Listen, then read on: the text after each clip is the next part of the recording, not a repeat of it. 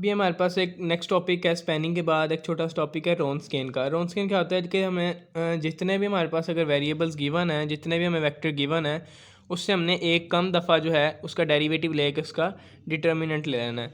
अब जैसे जितने भी वेरिएबल्स हमें एक कम दफ़ा डेरिवेटिव लेंगे, और अगर 3 वेरिएबल्स हैं तो 2 दफ़ा डेरिवेटिव लेंगे। अगर 4 हमें वेक्टर गिवन है तो हम उनका 3 दफ़ा डेरिवेटिव लेंगे। मतलब एक उससे कम दफ़ा हमने उसका डेरिवेटिव लेके उससे हम आंसर निकालना है, डिटर्मिनेंट फाइंड करना है, तो हम इसके क्या कहेंगे, रोन्सकेन कहेंगे। जैसे अब हमें डब्ल्यू से इक्वल से कैपिटल डब्ल्यू से डिनोट करते हैं रोन्सकेन को। वैसे हम कैसे लिख सकते हैं, मैट्रिक्स की फॉर्म में लिखते हैं v1 v2 v3। पहले हम जो फंक्शन गिवन है उन्हें वैसे ही लिखेंगे। लेट कर लिया, हमें एक वेक्टर गिवन था, कोई भी वेक्टर ऑर्डर पेयर गिवन है जी। एफ ऑफ एक्स किसके इक्वल है, 2x के। ठीक है, हमने इसको यहाँ पे लिख दिया 2x लिख दिया। जी ऑफ एक्स किसके इक्वल है, 4 के। और एच ऑफ एक्स किसके इक्वल है, 6x स्क्वायर के। तो हमने यहाँ पे पहले उन्हीं फंक्शंस को लिख दिया, फिर उनके डेरिवेटिव को लिखा। 3 फंक्शन गिवन थे तो हमने उनके 2 दफ़ा डेरिवेटिव लेना है। पहले डेरिवेटिव को दूसरी लाइन में लिखना है और दूसरे डेरिवेटिव को थर्ड लाइन में लिखना है। तो हमने इस तरह उनको लिख के उसका डिटर्मिनेंट लेना है। अगर डिटर्मिनेंट जो है वो 0 के इक्वल आ गया, वेक्टर्स के डिटर्मिनेंट लेने डेरिवेटिव लेने के बाद फंक्शन का जो होगा पूरा मैट्रिक्स बनेगा, उसका डिटर्मिनेंट फाइंड करना है। अगर डिटर्मिनेंट फाइंड करने के बाद जवाब आ गया 0 के इक्वल, तब हम कहेंगे कि फंक्शन जो है, वेक्टर जो है वो डिपेंडेंट है। ठीक है, और अगर डिटर्मिनेंट 0 के इक्वल ना आया तो हम कहेंगे कि ये इंडिपेंडेंट है। अगर पहले हमने क्या करना है, रोन्सकेन में जितने हमें वेक्टर गिवन होंगे, जितने फंक्शंस गिवन होंगे, उससे एक कम दफ़ा हमने उसका डेरिवेटिव लेना है।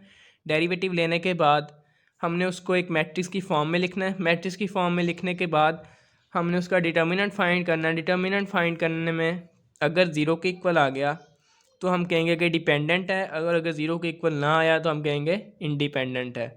इसके बाद नेक्स्ट टॉपिक है basis. If the set S follow the given 2 condition then is set to be basis. कि अगर हमारे पास एक एस सेट है, अगर वो इन 2 कंडीशंस को सेटिस्फाई करता है तो वो बेसिस होगा, कहलाएगा। पहली कंडीशन क्या है कि स्पैन ऑफ वेक्टर स्पेस के फंक्शन सेट जो है वो स्पैन करना चाहिए वेक्टर स्पेस को। और दूसरी कंडीशन है एस इज़ लीनियरली इंडिपेंडेंट, कि जो हमें सेट गिवन है वो लीनियरली इंडिपेंडेंट होना चाहिए। मतलब अगर हम कहें कि अगर कोई भी फंक्शन या कोई भी वेक्टर जो भी हमें सेट गिवन है, अगर वो लीनियरली इंडिपेंडेंट होगा तो वो ऑब्वियसली स्पैन भी करता होगा। ठीक है, तो हमारे पास एक एग्जांपल है, the standard basis of R3। Vector given है हमें v1 v2 v3 vectors given है। इसे हमने लीनियर कम्बिनेशन की फॉर्म में लिखा, स्केलर के साथ मल्टीप्लाई करवाया, क्या आ गया, a + b + c is equal to 0। तो हमने कह दिया कि ये स्पैन भी करता है। देन हम देखेंगे ये जो हमारे पास वेक्टर आया है, सबको सॉल्व करने के बाद क्या आ गया, a + b + c is equal to 0। इन तीनों को अलग अलग 0 को इक्वल पुट किया, सब स्केलर्स के जवाब 0 आ गए, तो हम कहेंगे कि ये लीनियरली इंडिपेंडेंट भी है। तो पहली कंडीशन क्या थी कि स्पैन करना चाहिए, दूसरी कंडीशन थी कि वो लीनियरली इंडिपेंडेंट होना चाहिए।